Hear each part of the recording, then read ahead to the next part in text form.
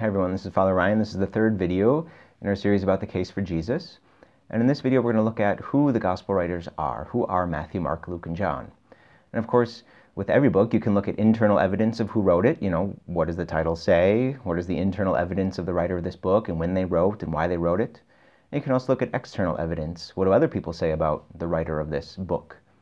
And so in this video we're just going to look at internal evidence. What do the Gospels themselves say about who wrote them? And so let's start with Matthew. Who is Matthew? Well, of course, the internal evidence of every gospel begins with the title of the gospel. And as we said in the last video, all of them attribute them to Matthew, Mark, Luke, and John. So the gospel according to Matthew is the first evidence that it was by this man named Matthew. And we learn from inside the gospel that Matthew was a tax collector, and he was called by Jesus to leave his profession and follow after him. And we know that later on, Matthew was chosen to be one of Jesus' closest inner circle of 12 disciples. And it's very interesting that this first gospel of Matthew is attributed to the only one of Jesus' inner circle who was probably able to read and write. You know, lots of times people will say, well, how could the apostles, you know, illiterate fishermen, how could they write the gospels? I mean, they didn't know how to read and write. But at least one of Jesus' disciples almost certainly knew how to read and write. To be a tax collector, you had to be able to read all kinds of things, receipts, letters, licenses, contracts. He would have needed to write. He would need to have been able to, you know, speak the language and write it in the language of commerce of his day. So if it might have occurred, which it probably did, if Jesus' disciples to take some notes about what Jesus was saying and what he was doing, who else besides Matthew would they have turned to take those notes? And so second, what about Mark? Of course, the Gospel according to Mark is the title of this book, so Mark is the first internal evidence that it was written by this man.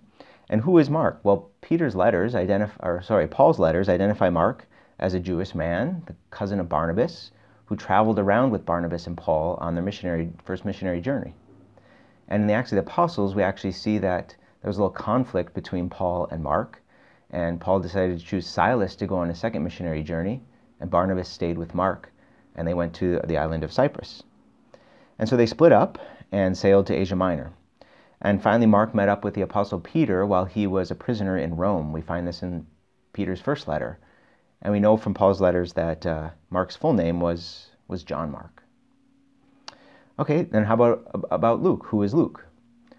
Well, from the internal evidence of the Bible, we learn in letters of Paul that Luke is referred to many times. He's referred to as a physician, so he was a doctor. He was a Gentile, that is, he was a non-Jewish man. And Luke is described as staying with Paul during numerous of his imprisonments throughout the empire, especially in Rome. And all three references to Luke also contain references to Mark, which is very interesting.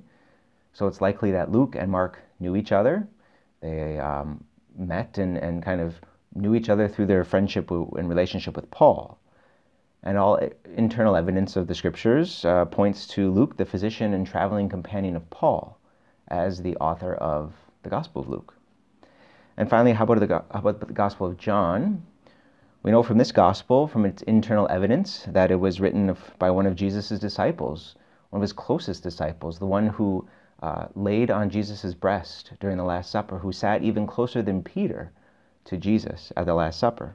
So the Gospel also refers to this person as the beloved disciple, the one whom Jesus loved.